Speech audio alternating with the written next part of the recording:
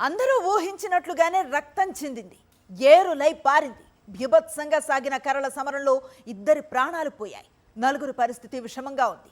100 మందికి పైగా తీవ్ర గాయాల పాలయ్యారు.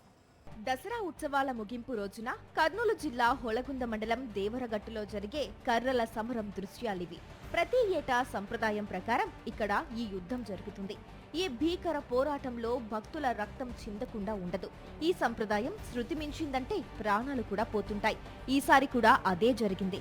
మాల మల్లేశ్వరుల విగ్రహాలను ఊరేగింపుగా తీసుకెళ్లే సమయంలో ఆ విగ్రహాలను స్వాధీనం చేసుకోవడానికి ఏకంగా 17 గ్రామాల ప్రజలు పోటీ పడతారు. 2 వర్గాలుగా విడిపోయి భీకర సమరానికి దిగుతారు.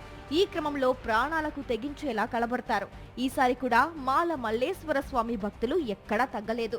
ఇలాంటి ఆటవిక సంప్రదాయాన్ని వదిలేయాలని పోలీసులు కోరినా సరే వినలేదు. యథావిధిగా సై అంటే సై అంటూ కర్రలతో కొట్టుకున్నారు. మన దేశంలో అక్కడక్కడ హింసాత్మక ఉత్సవాలు జరుగుతూ ఉంటాయి. వాటిలో ప్రసిద్ధమైంది కర్నూలు జిల్లా దేవరగట్టు కొండపై జరిగే మాల మల్లేశ్వర స్వామి ఆలయ ఉత్సవం.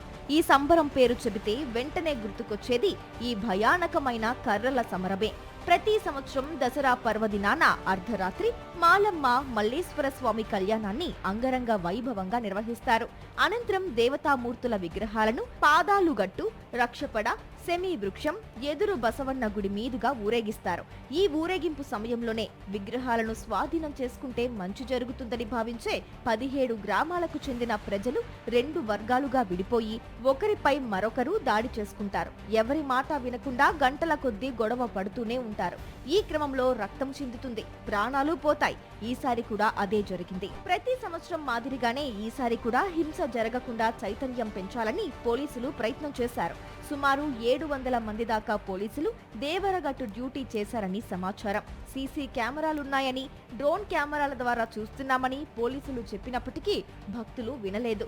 2 వర్గాలుగా విడిపోయిన 17 గ్రామాల ప్రజలు అత్యంత భయానక పోరాటంలో పాల్గొన్నారు. రక్తం ఏరులై పారింది. ప్రాణాలు పోతాయని తెలిసినా సరే వెనకడుగు వేయకుండా వేలాదిగా ఈ సమరంలో పాల్గొన్నారు.